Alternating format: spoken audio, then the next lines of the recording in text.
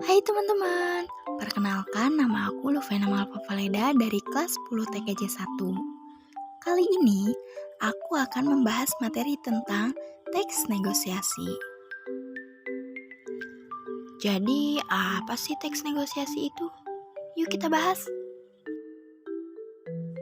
Teks negosiasi adalah suatu bentuk interaksi sosial yang biasanya berfungsi sebagai media untuk mencapai suatu penyelesaian bersama antara pihak yang memiliki perbedaan kepentingan. Nah, teks negosiasi juga mempunyai pengertian menurut para ahli loh.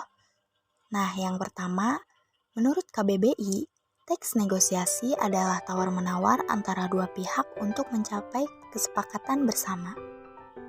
Yang kedua ada menurut Agnesia, teks negosiasi adalah teks yang terbentuk dari interaksi sosial yang berguna mencari kesepakatan antar pihak.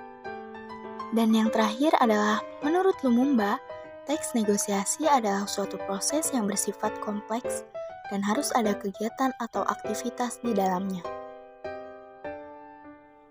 Teks negosiasi juga punya manfaat loh. Yang pertama, timbul saling pengertian antar pihak yang melakukan negosiasi. Yang kedua, terciptanya kesepakatan yang menguntungkan semua pihak.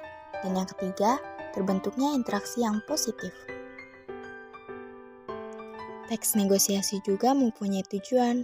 Yang pertama, untuk mengatasi atau menyesuaikan perbedaan. Yang kedua, untuk mencari penyelesaian, jalan keluar, ataupun solusi. Dan yang terakhir, untuk menghasilkan kesepakatan perjanjian. Ciri-ciri teks negosiasi. 1. Berupa dialog atau berbentuk proposal penawaran. 2. Ada lawan dialog. 3.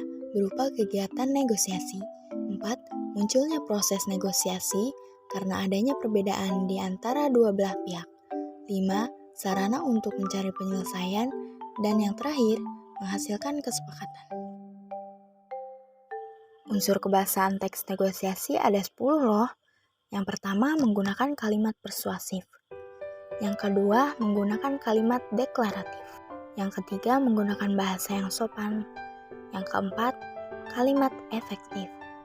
Yang kelima, konjungsi. Yang keenam, kalimat langsung. Yang ketujuh, kalimat kontras. Yang kedelapan, pronomina persona. Yang kesembilan, pasangan tuturan. Dan yang ke-10, bersifat memerintah dan memenuhi perintah. Kaidah kebahasaan teks negosiasi. 1.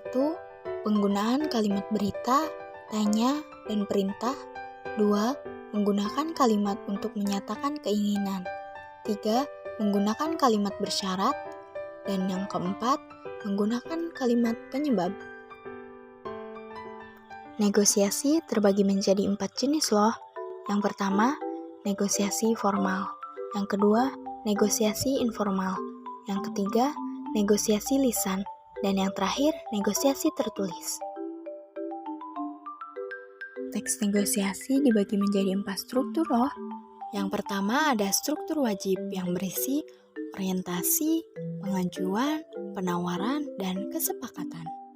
Yang kedua ada struktur penjual-pembeli yang berisi orientasi, permintaan, pemenuhan, penawaran, persetujuan, pembelian, dan penutup. Yang ketiga ada struktur sederhana yang berisi pembuka, isi, dan penutup. Dan yang terakhir ada struktur pengusaha yang berisi orientasi, pengajuan, penawaran, persetujuan, dan penutup. Semoga bermanfaat teman-teman. Terima kasih sudah menonton.